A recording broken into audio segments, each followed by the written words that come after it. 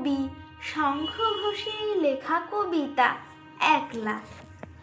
আমি যখন একলা থাকি তখন কি আর একলা থাকি? জানো তখন সঙ্গে থাকে কারা?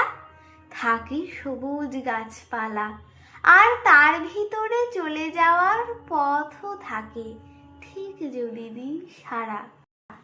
একটা আছে কাঠবেড়ালি, আমার দিকে তাকায় খালি, এদিক ওদিক টানতে থাকে আমায়।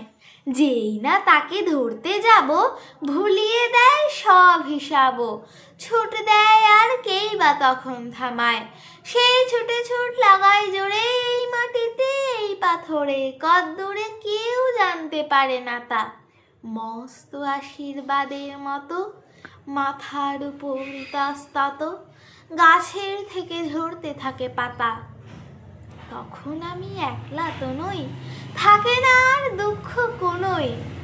শালবনে বা তাল সুপুরির বনে ঘরবার সব এক হয়ে যায়, চুপ থাকাটাও বাজনা বাজায় তখন আমার একলা মনের কোণে।